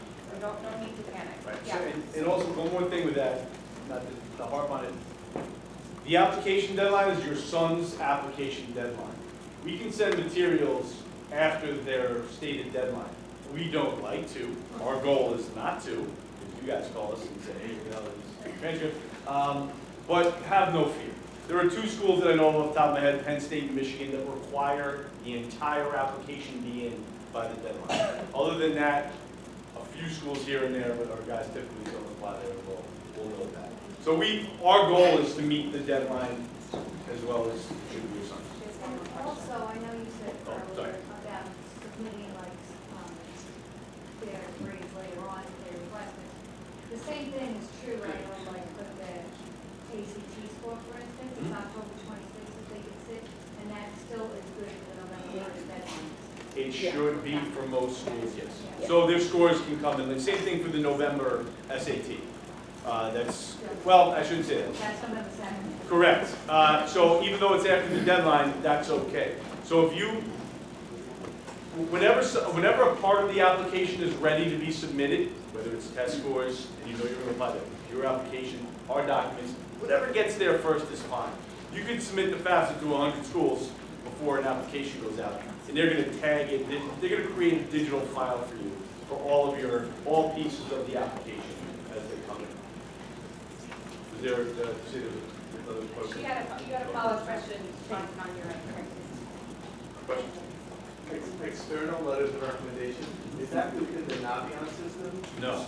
So we only send through Navion, we only send Xavier-based documents, or if you transferred, we also send your transcript from your previous school. All other recommendations can go through the Coalition app, where you can request a recommendation, or the Common app, where you can request a recommendation. We don't use that, we don't need to. It's a little cleaner if we don't. It's not haphazard if you do use that for an outside recommender, but that's the best path to take. If it's a non-Common App school, like Georgetown doesn't accept Common App or Coalition, they can old-fashioned letter to Georgetown in an envelope and send Or it you off. email it to the rep. Or like if you have, let's say like an employer, your son's employer wants to send a letter, and let's say, then you can say, you can either send me the letter and I will email it to the colleges, email it to the reps, or you can give him the email addresses, the admissions email addresses for each of the schools. He can email his letter as long as your son's name is written there, it'll get in his file. But on the Common App, it's like an email address. Yeah, or you can do that. And then that means that every school that he sends the Common App to, that letter will go with it. But we just came back to the area of organization fit. And one of the major aspects is schools demonstrating a specialty. I certainly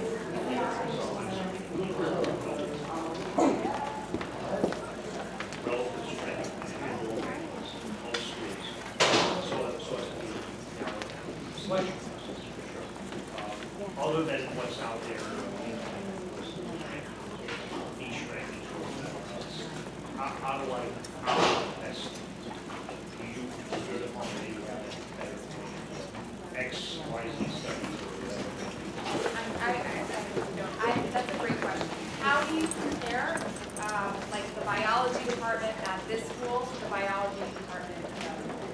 So we don't have any like special inside information like on what's going to make the differences between this bio department and that bio department, or how they rank. If your son has aspirations to go to grad school, that's kind of the outcomes. Like you go to the college's career center, website. They'll give you all the outcomes of students in applying to these grad schools have had this success. They'll show you the names of the schools, the percentage of acceptances. Then you have to dig a little deeper. So if you go into each school's department and you're reading, one, what the internships are available in that department. Two, if you look at the faculty bios, this is like a level of research that most students don't do. If you really want to know what's going on in a department, read about what the faculty are doing. That's where you get a feel for the research that's happening in that department. Undergrads are needed for those research projects. So if your son has a particular interest, say, like in marine biology, and the biology department has nothing going on with that at all, it's not going to be a great fit for him in terms of that area. A lot of the schools have these, like if you look on the bio department's webpage, they may have like the Institute for Bioethics in Marine Life. I don't know. Like they're going to have these institutes or centers at the college, which basically means the college is putting money towards professors doing research in these areas. And again, they're going to need undergrads to be part of that. It just gives you a feel for what niche area these professors are doing work in. So if you're like, that's kind of how you start to differentiate what's going on in these departments. Also looking at each of the departments page for what are the required classes within that major. And what classes are electives or optional. So when you look at the core classes that are required for the major, you're going to get a sense of, A, the rigor that they're expecting for the major, and or B, like what's not required but is optional. So if advanced level classes are not required for the major, it's a different level of study than, if these basic classes are required for the major and then these other classes are optional. I've actually looked at some schools, particular majors in social sciences, and they list, like, as an example, on their websites, they only list several, 3 or 4 basic courses that they can get something about what's required, right? So then it means going, and the next step, this is my next thing is, then it means when you get to campus, or your son can call up that department and ask to talk with one of the professors in the bio department. And when he goes to campus, you can actually ask the admissions office. Now, sometimes they only do this for admitted students, but to sit in on a bio class for them to help schedule that, and for you to also meet with one of their professors in that department. So you can kind of get that more personal feel. Also, if they can share with you, sometimes on the websites they give you the names of students in that department who are doing awesome things. You can sometimes reach out to that department to get in contact with those students. And so asking them, what has been your experience in this department? You get a sense from these points of contact if this department is a cutthroat department, like, are they trying to reach people out of the major? Are they offering lots of support to people in the major? How many start the major and actually complete the major and actually stay in it? That's another kind of piece of information. I mean, at the end of the day, it really has to be fit also for the department. If your son has a real interest in something right now. I think a lot of that may seem like a lot too, but it's also really good preparation and research for the essay that they may have to write for that college too when they're applying, because many colleges ask why and why middle grade, and that's exactly the type of stuff that they're looking for in those essays, and a lot of it can be found just on a simple like deep dive into the school's website, into a specific program, citing like professors and courses. I think that really grabs colleges' attention instead of saying like, because it's in New York or because, it's close to home or something. It's those types of things that colleges are looking for that students are interested in. So it may seem like a lot now, but it will pay off for the essay writing part of it as well. Question and question. In your opinion, if a child receives an email with an advanced application, is that advantage for them or? No, if they're waiving the fee. Yeah, it's free. Can you repeat the question? Advantage to you. If your son receives an application that's like a fast track application or something specifically from the school, it's not through the Common App, through their own website. If they're going to waive the fee, sure. But it's not because of any particular selection process ahead of time. It's to get you to apply. Yeah. Yeah. As a matter of fact, sometimes that's deceiving, depending on the school that sends it to you. Yeah, it is. False sense of hope. Question. What sort of things are you choosing with them in your guidance sessions? And is it to keep them on track or how is that process with that? Sure. What are we doing in our group guidance sessions? We are guiding them and putting them on a timeline, if you want to call that. We're making sure that they have the little bits of information correct. So last year group guidance was kind of a big picture focus. This time, we've matched their Naviance accounts to their Common App, so we can send the documents and they can communicate, and we can get a read for where they are with some things, to a degree, not to a large degree, but get a sense of that. We are exploring their other options if they didn't know about the Coalition app, and there's more than one school that takes the Coalition. That'd be worth your time, similar to the Common App. We talk about CUNYs and SUNYs and how, if you live in New York or in Jersey, we'll help you find state school options. Talk about the idea of fit a lot. We make sure that their list, we look over their list and make sure that they're reasonable, and then you do have, if you want some reaches, great, here are a couple. Not, you shouldn't have a top heavy list. Have some targets, have some safeties, if you want to call them that, or likelies is the term that they use now, that you're going to want to go to. Don't apply to a school that you're never going to go to. And we have those conversations with the group, and we check in on them individually to make sure that their applications are progressing nicely, and they're doing what they need to do in the right time frame more than anything else. Yeah, I had group today, and we just worked on the activities section of the Common App, so making sure that that was consistent. And then in smaller groups and those one-on-one sessions is sort of when we're like honing the college list and talking about the college list one-on-one. So the group is kind of more of the like, let's do this, like do the application, and then the one-on-one sessions are more productive for those conversations about the college list and fit. Oh, sorry. We're skipping the front. My son took the ACT and the SAT, and it's pretty solid across the board.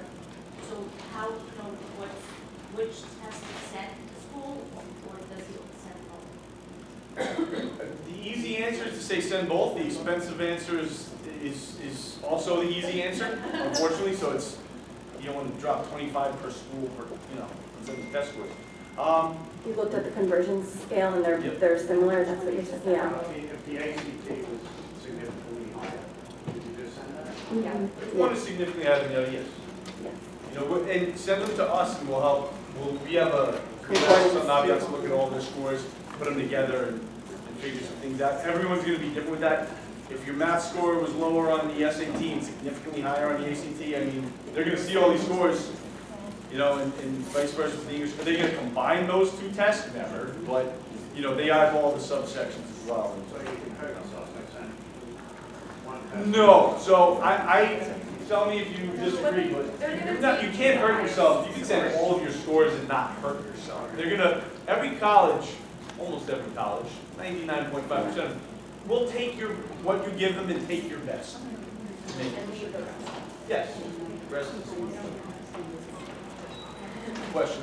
What's a reasonable expectation of the number of one-on-ones that they're going to have with you between now and that application process? They will definitely have, at a minimum, one, but from there, we try and get them in like every couple weeks. But if your son comes to us, we will talk. Like if your son emails me, my door, I would love for them to say, I want an appointment, come, I would be thrilled.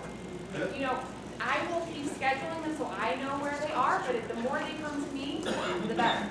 So there is never like a time they should feel like, hey, I need to talk with her.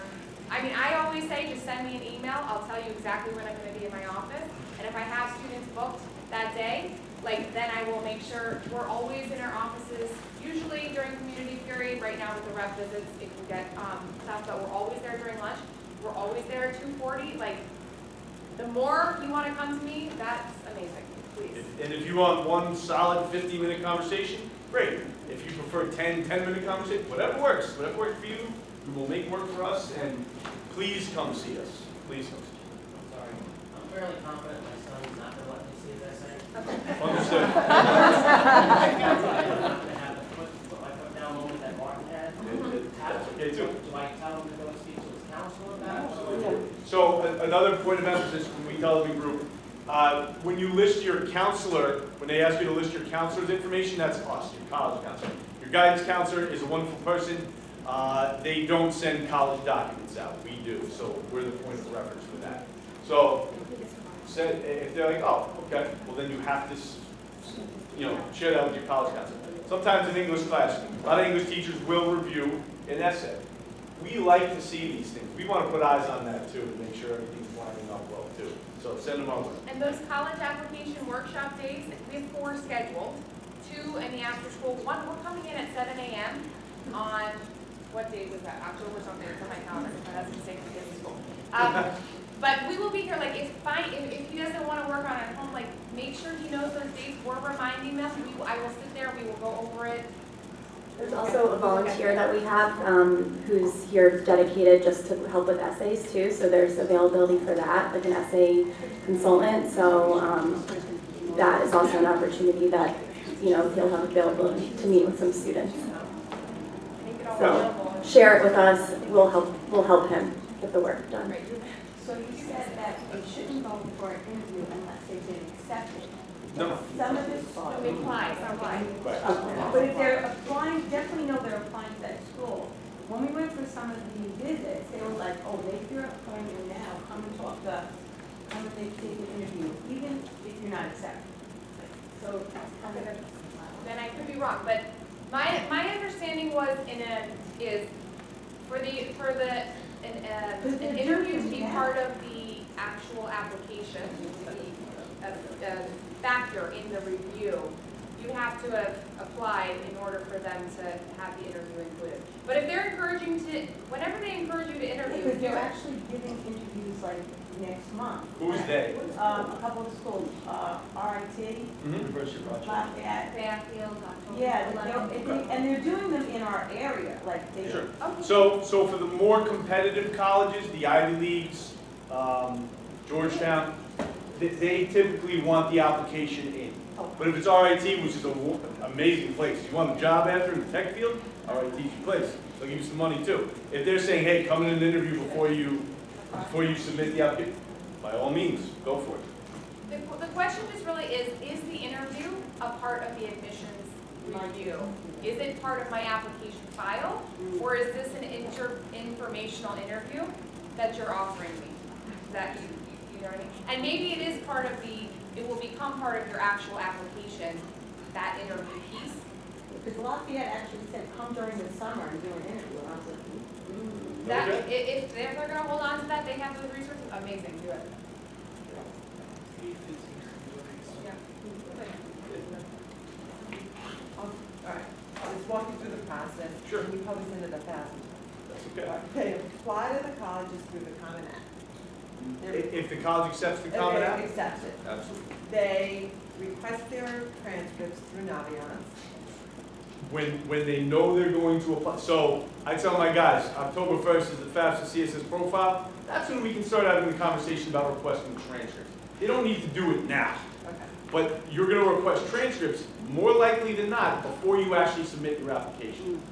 Okay. If you submit your application on Halloween and request a transcript on Halloween, we're not turning that around on November 1st. You know, we're not submitting that. You give us some leeway, some lead time. As long as you know you're going to apply, you can request a transcript. But most schools don't require it to be all buttoned up by November 1st or something. That would be nearly impossible. Okay. With all thousands of documents coming in, Yeah. they need time to process, like I said, all these documents. But we have a goal of submitting them by the deadline, before the deadline, if not on. And colleges board, particularly SAT, Sure. will send the SAT results to the At- school. At your request. At our request. Correct. And Naviance and Common App are linked, you said? They are. So if he puts schools that he's interested in Naviance, will that pop up on the Common App? No. So Nothing pops up the on it. best, the safest route to go with that, you create a list on Naviance, Okay. which you have to do or else we won't know you're applying. You create a list on Common App and Coalition, wherever else, and then if, put it this way, if a school is in his, I'm not gonna go there. Both lists need to match. Okay. But he needs to add to Common App, he's gonna add to Naviance. If he adds something at Coalition, he's adding it to Naviance. Yeah. Good question. That's That's the skeleton of the process. I mean, obviously there's depth in it, but you send your application, you send your test scores, you submit your financial aid information, we send the school documents. That's what it goes. It's easy, right? Question. So you might have said this already, but are these schools kind of hackers into these like little portals? Because we get all kinds of correspondence through mail and Yes. oh, you're you know, you have many accolades. You should apply tomorrow. I'm like, Right. no. So the hackers know, they buy information from college board sells, not your social security number, but they'll sell your name and email address. But do they like You agree to like it a too. little like like? So they will, some schools do look and see if you opened an email, and if you didn't, no good. And they'll know how many times you've been on the portal. We can see how many times they've been on Naviance, we have a counter. I mean, we don't follow that, but, right. The colleges, if they offer you a portal, and through an email, just log in and sign up and register and do what you have to do. A lot of times they'll be on there because they're looking for an admission decision too. Sometimes they'll release it on the portal. But I think what you're saying, you're like a consumer in this process, right? So you may be feeling like bombarded by gimmicky emails like this too. So it is your right to shop around, and you know, it is one of the biggest decisions you will be making. So they are trying to get your sons with these like flashy emails, so you just have to be smart consumers in this process. And if you're not sure if something's legit or not, that's where you can show it to us. But yeah, you will be getting a lot of emails and mail and stuff in this process, unfortunately, because you know everyone's competing for your stuff. Right. I think one of the things that they'll throw at you a lot is you'll get this scholarship review. That's what a lot of the FAST apps say. You're going to get a scholarship review if you apply early action. I know you don't use the FAST app. You're going to get that anyway, but they throw that out as if you're going to get some extra extra look or extra marketing. It does not, they have to make that an opportunity for everybody. So they can't do that. But that's how they feel. You'd like to decide. So 3 more questions. What's the best way to communicate? Email? With us? Yeah. Email? Come to your door, like, that work? Email? Absolutely. Email is best. We're not always at our desk, and then sometimes if we are, we might be with a student, and we're not going to pick up the phone at that time. I gotta be honest, you leave me a voicemail, I'll try to call you back as soon as I can. I rarely pick up a number I don't know. Maybe that's some spam calls at home, but I'll get back to you. Email is the best way to get us. Then if you set up a time to talk, it just means that I don't have to use my office or, I can actually focus. Yeah, and we don't want to have a million things going on while we're trying to have a conversation. What is coalition? So the coalition is another application that some colleges use. It's the same idea as the Common App. There's a theoretical altruism to it. Is that real? I don't know. I'll let you dig deep into that. It's just another application that some colleges use. There are some schools that are coalition exclusive. University of Maryland, University of Washington, University of Florida, and one more I can't remember. Some schools have moved away from it. Some schools have joined it. It's trying to be a competitor. Yeah, and it's legitimate, completely legitimate. The extra work involved compared to the Common App, they have you list every course you've taken and all your grades. It's just more time spent. So as far as like the senior year classes, if they think they want a rigor, like how will they know that if we do an early action? They won't. All your son's senior year courses are on the transcript, the 6th semester transcript that we will send. The courses are listed, just not the grades. I'll just hold it. Right. And we also send the secondary school report with we evaluate their rigor for the college we send that information. Last 2 questions. Are the subject test scores attached to the SAT score? You have a choice in which scores you send to the schools. So you can send your best one-time score, you can mix and match your best critical reading and math. You can also pick and choose which subject test scores you send, or if you send them at all. The school knows that you're choosing, or not, does it matter? If a school gives you the option to choose, and every school has a different policy, then it doesn't matter to them. Oh, you can pick a match from one day and Most schools will allow you to do that. Some, No, the test send date. both days. You have to send both test Yeah, dates. that's You right. can't separate the test date. Right. You're talking about subject test? Subject test, you can choose which subject test. So you, yes, They but don't want to send the subject test. you don't have to. that's fine, you don't send the. They'll never know you're right. They'll never know. No, remember, they want to, they're going to take what you give them and take the best of that. They're not, they won't, there's no way for them to know what other tests you took. They're not trying to get you. Just know that if you send, the only thing that gets lumped together, AP scores. So colleges do not require that you send the AP exam scores if you've taken an AP, if your son's taken an AP exam, but you might want to send his good AP score, okay? But if you send one AP score, they all go. Anything he's taken, they all go. They are joined together. So, And that's okay too. and that's okay too. But keep in mind, he got a 5 on something, got a 2 on something, they're both going. Then we just talk about We can help you discern whether that should be an option. That's the only thing that gets bundled. Everything else, the test date, subject, I'm sorry, the SAT regular, you have to send it by test date. Do you pay once? If you took the SAT twice, you pay each time? So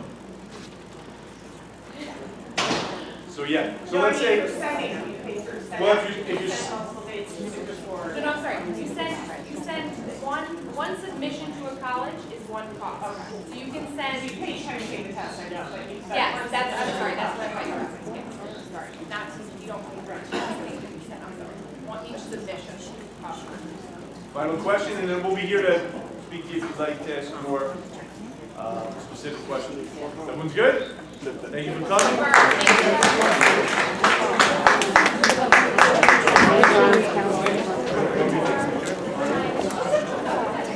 Thank you.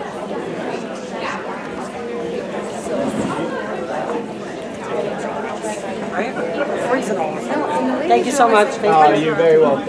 Nice meeting you. Yes, we'll send Kristen tomorrow. All right.